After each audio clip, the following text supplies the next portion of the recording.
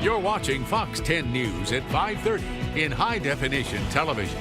Good morning, and thanks for choosing Fox 10 News on this Monday morning. Today is March 10th. I'm Sarah Wall. Eric Reynolds has the morning off. Let's check in first now with meteorologist Michael White for a look at today's weather forecast. And Michael White, this Monday is looking pretty good. Yeah, it sure is, Sarah. Not only is it starting off that way, but it looks like it's going to finish off in just a matter of minutes. Sarah?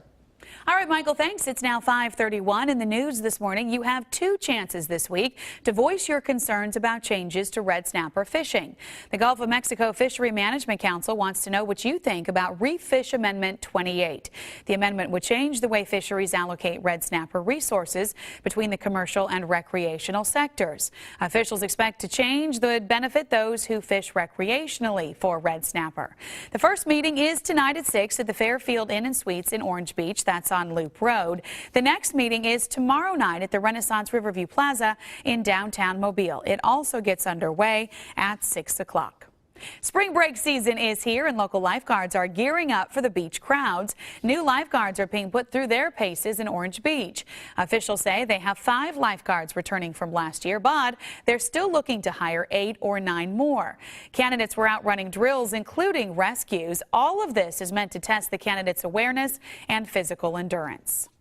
You know, it's a stressful job. They're out here about 9 hours a day in the sun. You know, you're not just watching the water, you're also looking at the people on the beach. But you never know if you're going to have 1 victim or 4 victims. Just because the call goes out for a swimmer in distress, you may get out there and conditions change, you may have 4 or 5.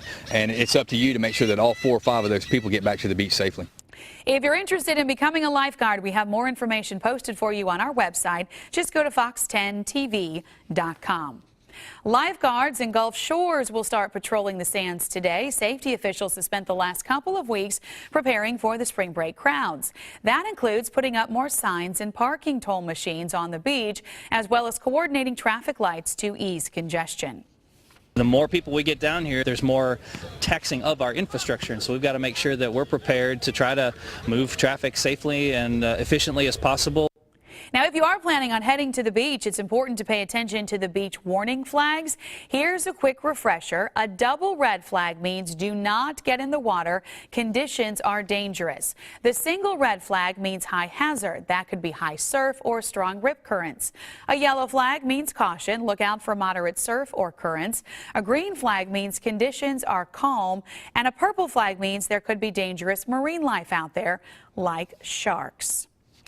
2 cities in South Baldwin County could decide this week if they want to look into paying for a new jail. The proposed jail would be used by Gulf Shores, Orange Beach, and Foley, as well as the sheriff's office. Supporters say such a jail would cut down on the number of costs like vehicle maintenance and travel. But there are also many questions about the costs, so a feasibility study could examine the pros and the cons. We've seen that working together and having a jail like that could be beneficial to the people of the county and beneficial to our agencies. Foley has already agreed to pay for its part of the study. Gulf Shores will vote today, and Orange Beach will discuss the study tomorrow. We will keep you updated on what happens.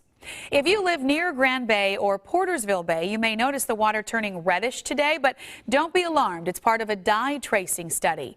The FDA and the Alabama Department of Health are conducting a study at the BioLabattery wastewater treatment plant. The purpose is to determine if outflow from the plant into Grand Bay and Portersville Bay has an impact on nearby shellfish harvesting waters. We will continue to follow this study, and we will let you know what happens. We also have a heads up this morning for drivers in Mobile starting today. City Works crews are repairing a drain and resurfacing Museum Drive that's happening just east of the Mobile Art Museum. That whole stretch of Museum Drive will be closed, so plan ahead and take an alternate route. Work is expected to last all week. For the latest on all of these stories and more, you can go to our website. It's fox10tv.com. You can also sign up for email alerts that let you know about breaking news or weather events. And remember, we stream all of our newscasts online. That way you can stay up to date with the latest news wherever you are. Once again, it's fox10tv.com. Meteorologist Michael White standing by with an update on our Monday forecast. But first, gas prices are rising and there may be no end in sight to the pain at the pump. We'll check out the latest numbers when Fox 10 News returns. 5:36 is our time right now on this Monday morning. Thanks for joining us right here on Fox 10 News, and we'll be right back. And thanks for joining us here on Fox 10 News on this Monday morning. News in high definition television. And thanks for joining us here on Fox. It is now 5:45 on this Monday morning. Thanks for joining us here on Fox 10 News. I'm Sarah Wall. Folks come together in Grand Bay for a good cause. They took part in a blood drive in honor of 5-year-old Tiffany Fontenot. She suffers from Apert syndrome, which largely affects the skull and other malformations. Tiffany must undergo a major reconstructive surgery soon. Her mom is hopeful about the procedure and is grateful for the community's support. The surgery will be done in Birmingham, Alabama, and it's a long time that we'll be up there. And then after we get back home, we'll be traveling back and forth every week until they take the brace off her face. So I just ask for everyone's help. We need to keep her here, and we need everyone's support. T-shirts were sold at the blood drive to help offset some of Tiffany's medical bills. If you would like to know more about how you can help Tiffany, you can visit our website at fox10tv.com. 2 organizations in Mobile tied themselves together to help those in need. Second Beginning Incorporated and Kingdom Covenant Connections held a shoe drive at Government Plaza on Saturday. They plan to hold more events like these in the future to help the homeless. Folks got to help out a great cause and enjoy some of the area's best chili at the same time. They took part in the 25th annual Chili Cook-Off. The event has been held in downtown Mobile for the last 24 years, but this year it was moved to the grounds in West Mobile so the teams had more room to cook. Some 80 teams took part in the cook-off, but it was more than just bragging rights on the line. For a good cause. Everything we do here, just all the money goes toward to help fight this terrible cancer. So that's what we do.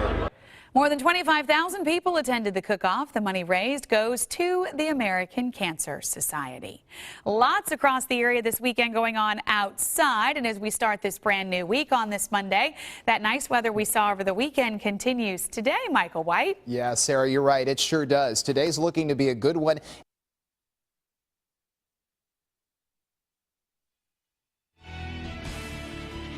5:49 is our time right now on this Monday morning. Thanks for joining us here on Fox 10 News. A little earlier than normal right after we sprung forward on Sunday morning. It is now 5:50, so just make sure your clocks are right this morning. A manhunt is underway this morning for a gunman who police say shot a convenience store clerk in Virginia.